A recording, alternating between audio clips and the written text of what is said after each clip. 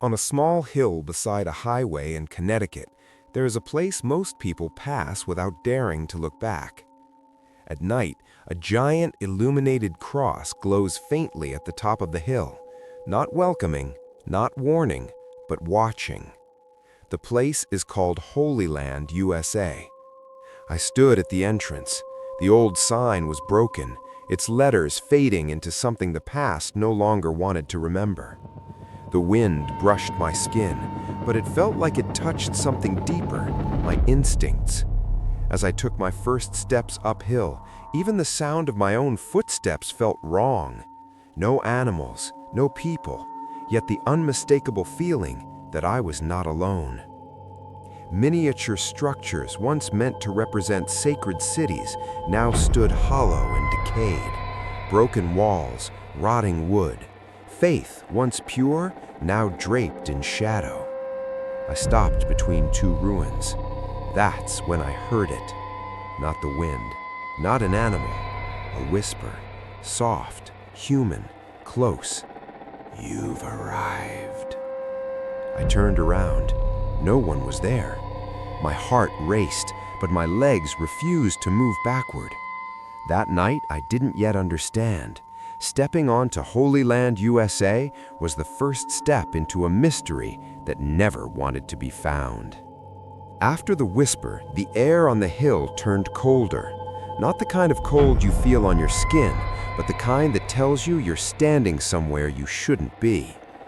I continued walking along the old stone path. Moonlight revealed something that stole my breath.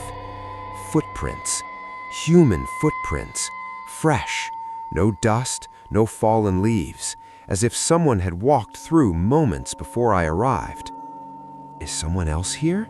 I whispered to myself. No answer. Then, footsteps. Not ahead, not behind. To my left, behind the ruins of what was once a miniature Jerusalem structure. I raised my flashlight. No one, but the footprints continued. My heart pounded. Why didn't I turn back? Why did my legs keep following them? At a higher point, I noticed something on the wall. Handwritten words, old, faded, but clear. "We never left." That was the moment I understood.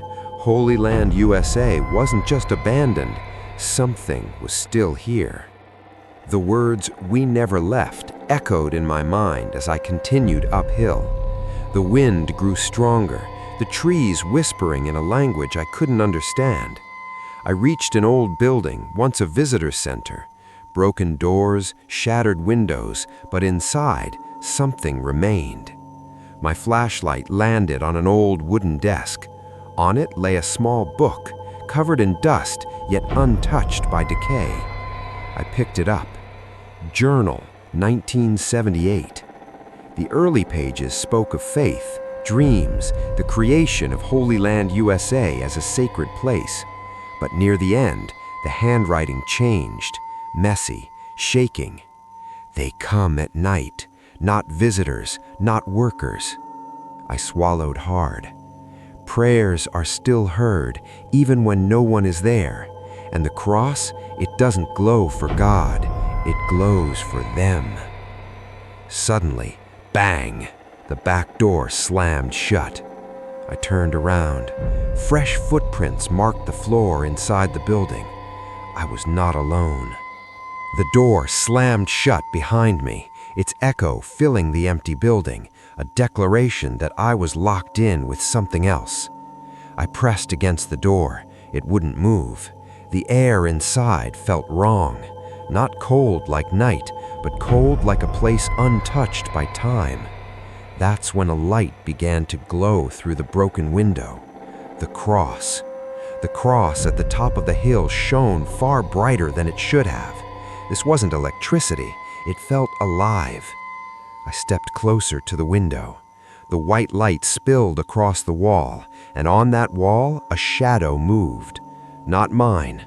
Tall, thin, slow, as if it didn't need legs to walk. My breath caught as the shadow turned toward me, moving along the wall. Then came the prayers. Soft whispers from every direction, many voices blending together, neither clearly male nor female. I covered my ears. The sound stayed inside my head. When I looked back toward the hilltop, the cross glowed brighter, stronger, as if calling me upward. That was when I understood. Whatever lived in Holy Land, USA, didn't want me to leave. It wanted me to climb higher.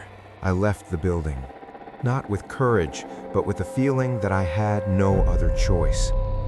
The path to the hilltop revealed itself before me, like a story already written, waiting for me to follow.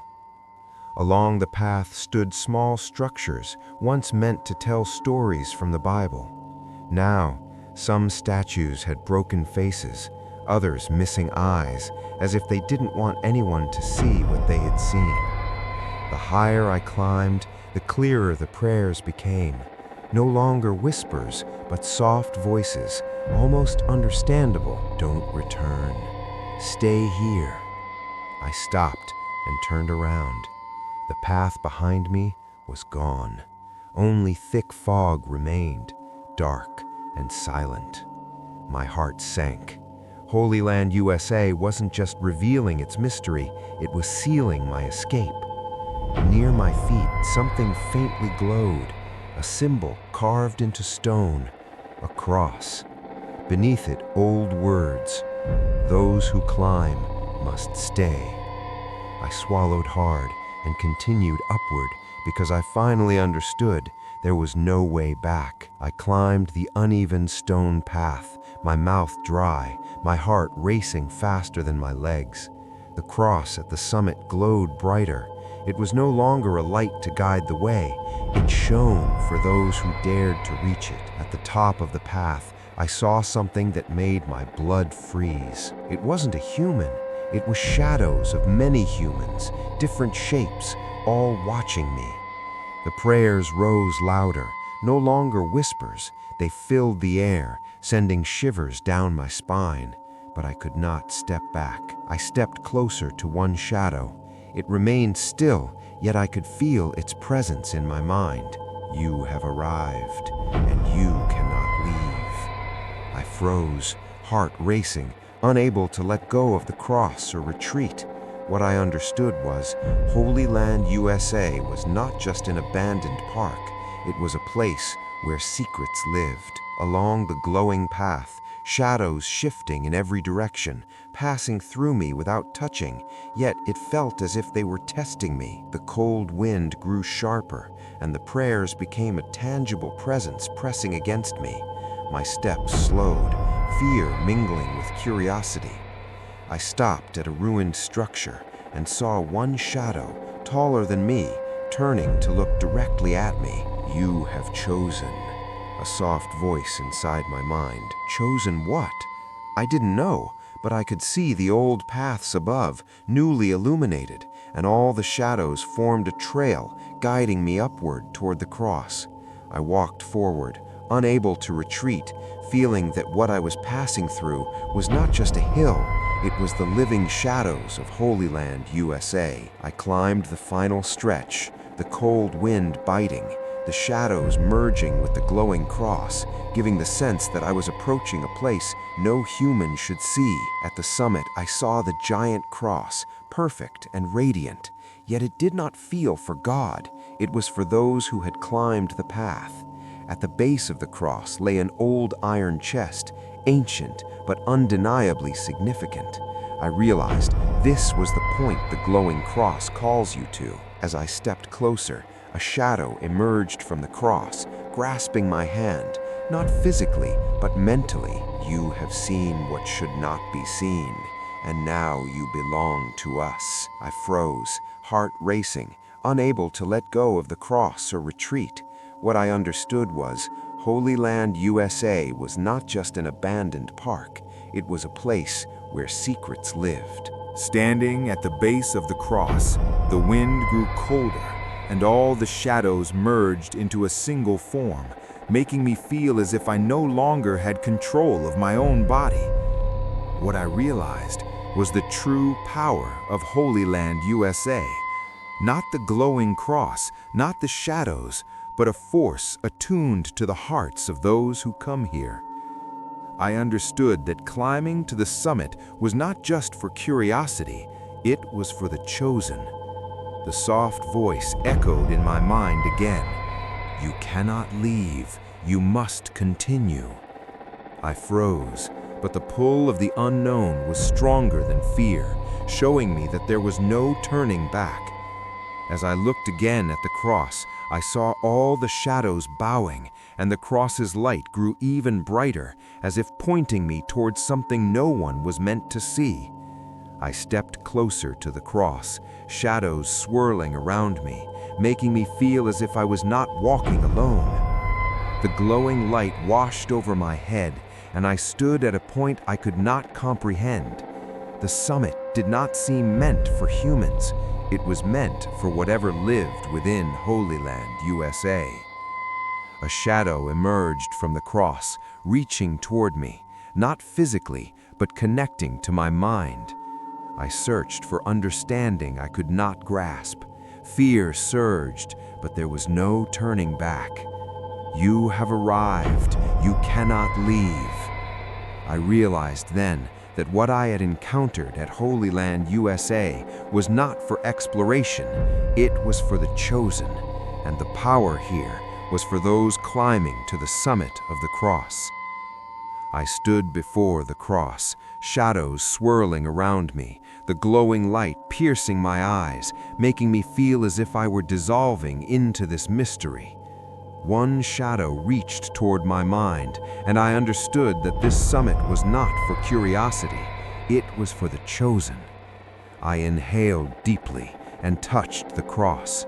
Light washed over me, a stream of power revealing the secrets Holy Land USA had kept hidden for decades. The shadows moved, showing me that what I had experienced was not mere fear, it was the shaping of power, a force that those who climbed the summit could embrace. You have been chosen. You will understand what should not be seen. I froze, but my curiosity overrode fear. I surrendered my mind to the light of the cross, listening to the secret Holy Land USA had preserved for so many years. I placed my hand on the cross, and light poured out from within, making me feel as though I was being drawn into something beyond comprehension. The shadows swirled around me, and a soft voice entered my mind. Look closely. What you see will change you. The light inside the cross opened a path, revealing something extraordinary that Holy Land USA had hidden for decades.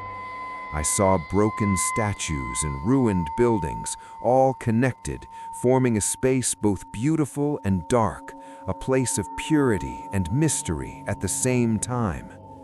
I realized then that what I was seeing was not just for me, it was for the chosen, those who could embrace the power of Holy Land USA.